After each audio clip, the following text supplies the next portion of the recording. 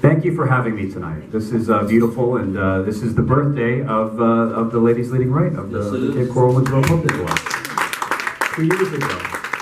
I remember vividly speaking at the inaugural event, so thank you for having me then, and thank you for having me now. This is wonderful. And happy birthday to Raina. Her birthday is tomorrow. Happy birthday to you. Remember all these May birthdays. And to the event, the Women of Distinction. Thank you. The Women Leading Right. Beautiful event. That was amazing. I couldn't attend last year. Yes, please, round of applause. Couldn't attend last year in Tallahassee, and when I came this year, I didn't know what to expect, and I was blown away. You guys did an amazing job, and honored some very well-intentioned and people that need to be honored. So thank you for that. Yep. So let's talk a little bit about Cape Coral and the state of where we are in the future elections. So the city of Cape Coral happens to be my district, House District 77. Because Cape Coral is so large, every district for the Florida House of Representatives is roughly 156,000 people. Now, in the 2010 census, that was Cape Coral, right around there, right around 156, 160,000 people. So the district of the House District 77 was the district of Cape Coral. Now, there's a few precincts outside, like Matlacha Isles, Birdstorm Marina. So my district's a little bit larger, but more or less it's Cape Coral. Now it's about 180,000 people. I think we all know that. It has grown astronomically. Between 2000 and 2010, Cape Coral grew by 50%. And we'll find out in 2020 when the next census happens how much we've actually grown, but it's around 180,000 people. Guess how many, or who do you think, is it more men or more women, Cape Coral? Anybody want to guess? Women. More women, 51% to 49%. Women take the lead, women take charge. And I guess we can tell by the fact that we have a women's Cape Coral Republican Club. There's no men's club. There's plenty of women's clubs all over Southwest Florida. You guys obviously take charge, and when it comes to politics, you guys are leading, and thank you for that. It's been wonderful to see. There are about 115,000 registered voters, so 180,000 people, only 115,000 are registered. It'd be nice to get out there and get the rest registered, and if we can get them to be registered as Republicans, we'd be doing a lot better. So we need to get them out to vote. We need to get them out to vote, and that's it too. They don't all vote. You're exactly right. So I'll get to that. So 115. So it gets down from there. 180,000 people, 115,000 are registered. Not all of them vote. So as far as the registered voters, though, we have 42%. In Cape Coral are registered Republicans, 42%. Next down the line is the Democrats. They are 26%, 42 and 26%. Then the Independents, the NPAs, they are 32%. So we actually have more NPAs than we do Democrats. But if you look at the numbers, there isn't much disparity between everybody. It's not as wide of a gap as we think we do. We do perform well. If you look at the elections, it's about 60-40. We win more of the NPAs than the Democrats do. And that's about getting the message out. And a lot of people, for whatever reason, they don't want to identify with one party or another, but they tend to lean conservative in the independent group here in Southwest Florida. So that's great. I won my first election when I faced a viable Democrat by I think 64%. So that kind of tells you how it falls in Southwest Florida. So now we talk about turnout.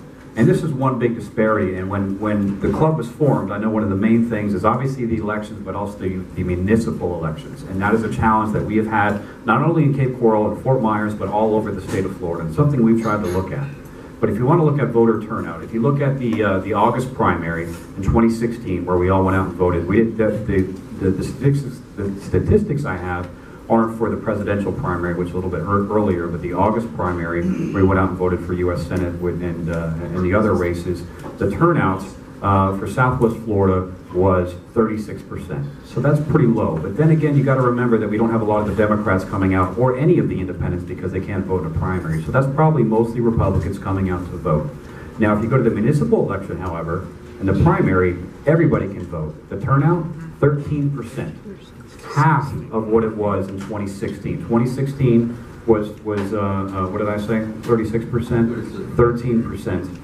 Excuse me, it's 26%. I'm trying to remember this off the top of my head. It's double. So 26% was the municipal, or the general election in 2016 coming out, or primary, and then 13% for the municipal. So now let's fast forward to the general election. General election for 2016. The turnout, 80%. In Southwest Florida, 80%. That's great. That is a pretty good turnout. So 80% of the 115,000 people came out and voted. The municipal for 2017, 20%. Under 20%. 4 times as many people voted in 2016 than did in 2017. And that's the problem. That's the problem, is we can't count on the municipal elections to turn out the way they want. That's not the way that it needs to be. That is not the voice of the people. The voice of the people is spoken when all of the voters come out. So when you look at the numbers of registered voters, and obviously Republicans are on top of that, and with the independents are much more on top of that, when only 20% are coming out to vote, less than 20%, special interests can control that, and that's part of the problem. So that's why this group is so hugely important, to be able to get out there and educate voters and drive them to the polls and get them to understand that this is important, this is our livelihood. And the problem is when it's November 2017, nobody's really paying attention. You know, they just went out, they voted for Trump, they're paying attention to national politics, and yes, they care about what's going on locally, but it's just such a low information system. So what we need to do is keep driving it out.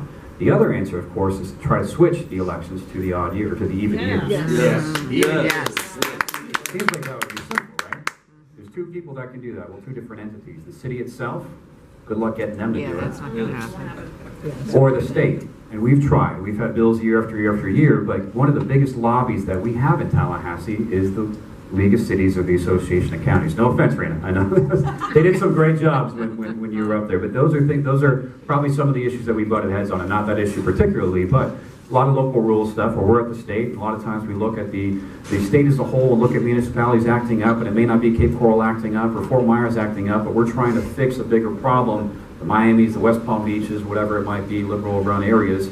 And you kind of got to throw out the baby with the bathwater, and you're hurting the good people when you're trying to fix the bad apples. So that is one thing that we can do and should continue to do, and we need to push people to understand that that's important to us. So talk to your city officials, talk to your leaders, and get them to understand that that's important.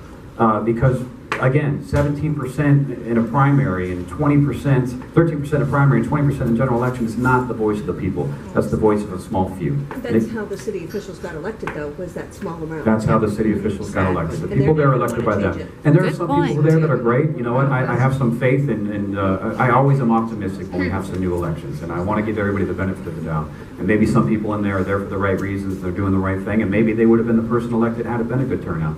But we cannot guarantee that with such a low turnout, and they were elected by that low turnout. So they may want to protect their own interests, and they're never going to want to change it. But we, the people, have the power. So let's continue to put that pressure on. And we'll continue to put that pressure on in Tallahassee, but we have not been successful there as well. But we'll file that bill again and again and again, but it has been challenging. So that is one very important thing that we need to continue to look at. Southwest Florida as a whole is a very red, conservative place. That is something wonderful, and that's something that we are going to need going forward to this election in 2018.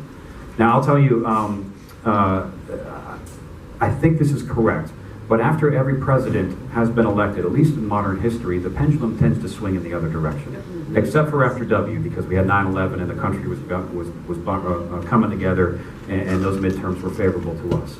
But that is the way it has worked. So we have the tide pushing against us. History is pushing against us. And we've already seen statewide, we've had 2 elections in Miami, one for state senate, one for state house, and one in Sarasota for state house, where we've lost to the Democrats already. And they are using that, saying there's a blue wave. We've got momentum on our side. Look what's happening. People are pushing against Trump and the Republicans. They're tired of what they're doing, and we're going to win in November. And they are getting motivated. And we need to stand up and say that's not going to happen. They mentioned that I have an opponent. That's fine and dandy. I'm happy. Let's take it on and let's go on and march out there and show them that they're wrong. Ray Rodriguez has 2 Democratic opponents now. He just got one the other day. Heather Fitzenhagen has one, and she could be a serious contender. She's a doctor, and she went to Marjorie Stoneman Douglas High School, and they're trying to ride that wave of gun violence. They're trying to say that Republicans don't care about you, they want gun violence, and they're okay with murder. We all know that's wrong and that's false. We want protection. We want to make sure people have the right to protect themselves, their constitutional right to self-defense. But those are the talking points that they're using, and they've won in some cases. So we need to get out there and continue to drive that message. And this year is so important. The Drive for 5. We have 5 statewide offices open. It hasn't been that way since 2006. 12 years ago was the last time we had all 5 statewide offices open. That's the U.S. Senate. We've got Governor Scott facing up against Bill Nelson, who's been there for almost 2 decades. 2 juggernauts, if you will.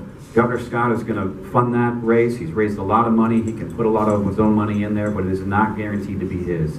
Bill Nelson is a formidable opponent. The Democrats will spend every last penny they have to make sure Florida stays in their hands. And this will go down as the most expensive race besides the presidential race in U.S. history. There's no question about that.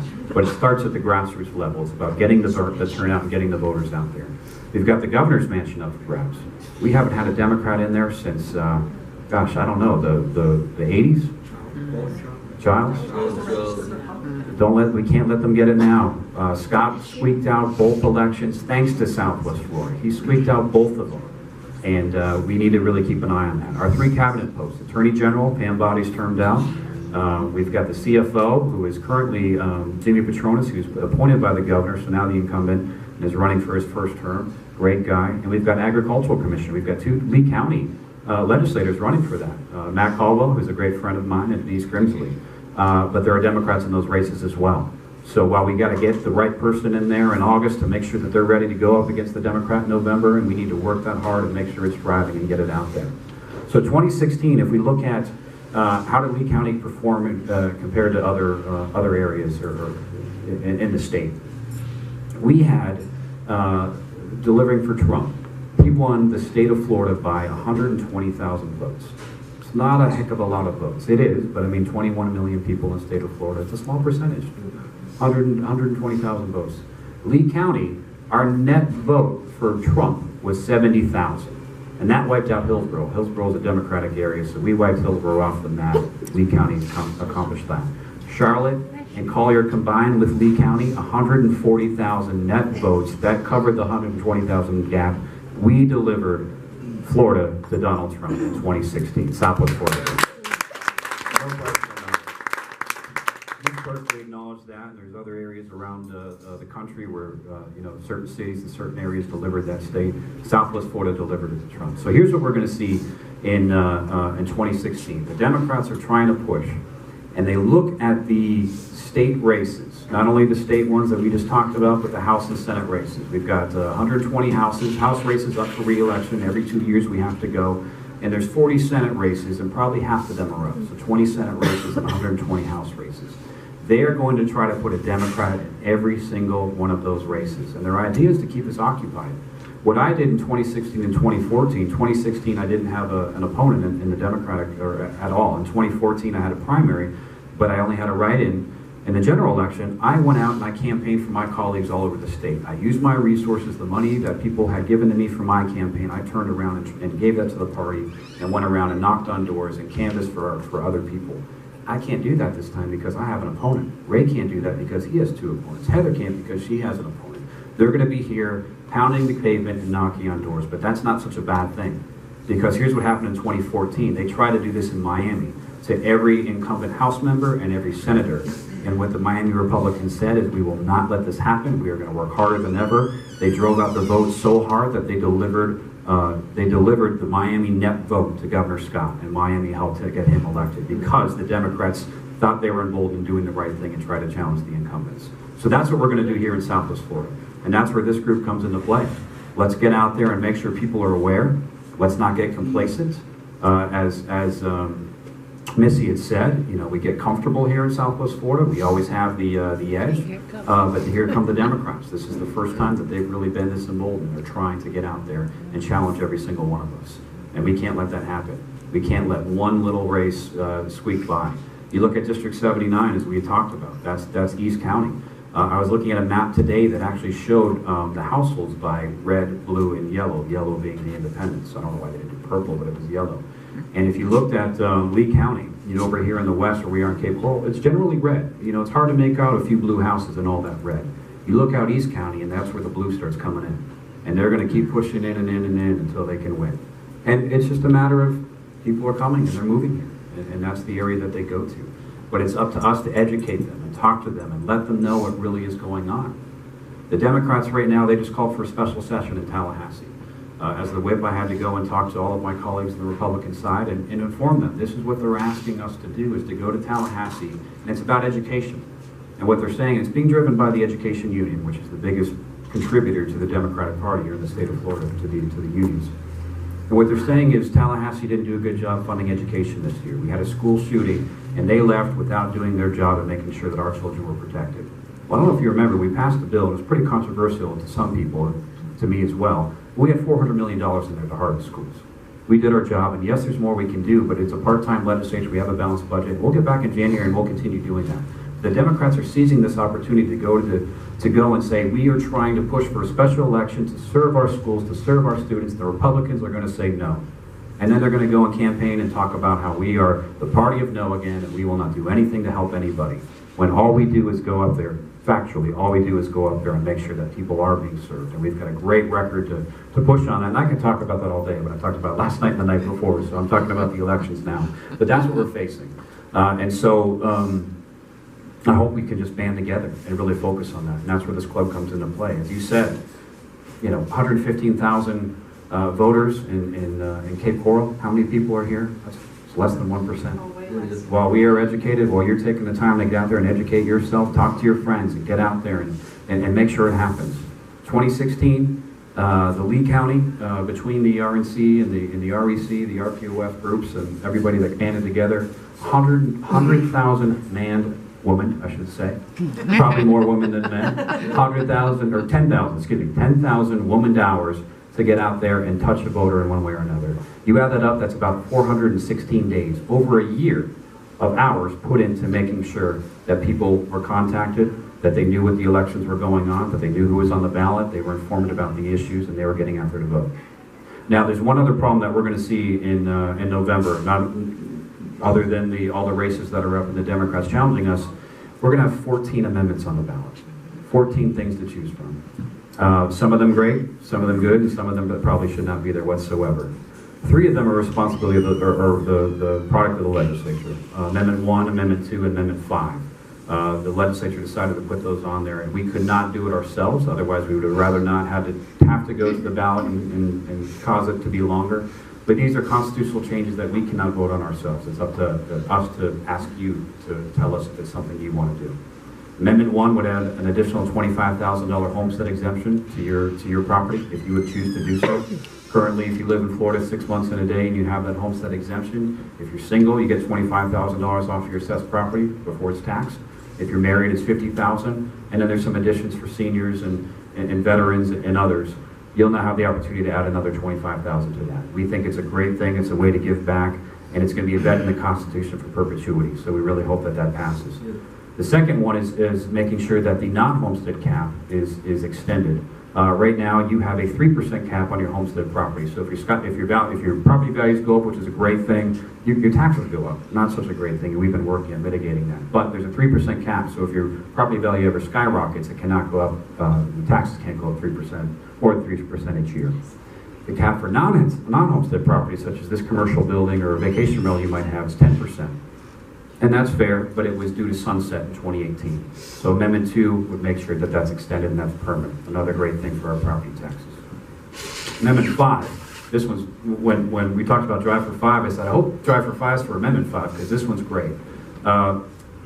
We have cut taxes in the state of Florida by $12.2 billion over the past 6 years. Since I was elected in 2012, we have cut $12.2 billion. We have a balanced budget. We look at ways to spend responsibly, be fiscally responsible. We talked with ma'am. You said you moved here from Pennsylvania, and you're here, and you were a part of the in Washington, the Women's Republican Club there. People are moving here from Pennsylvania and New York because they tax and spend. New York, we are bigger than New York, and their budget is twice the size of ours because that's all they know how to do is continue to tax the people until they leave or they die and no one comes back. And they all moved to Florida. So we're happy. We'll take 21 million people here and growing. But with that 12.2 billion that we've cut, it wasn't done easily. Governor Scott had led that charge, and we as a legislature were pushing very hard. And as the whip, I had to whip a few Republicans to remind them that cutting taxes is a good thing, and they may not want to go home and talk to their constituents and say they didn't vote for a tax cut. So it's not exactly easy to do. So all that hard work, we do not want to go undone. So what Amendment 5 is going to do is say that the legislature cannot raise taxes unless it has a 2/3 majority vote. Right now it's 50% plus one. We want to make sure that's a 2/3 vote, make it extremely hard for any next governor, God forbid, if it becomes a Democrat or a legislature to take over. They're going to have a hard time raising taxes because you, the voter, are going to put that in the Constitution, and that's my sincere hope.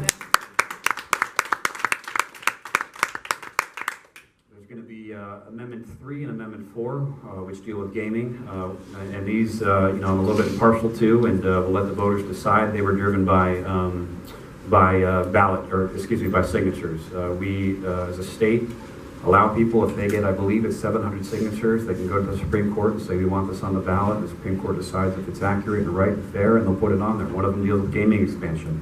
And it says if there's ever going to be gaming expansion in Florida again, it has to be decided by the voters, trying to keep that restrained.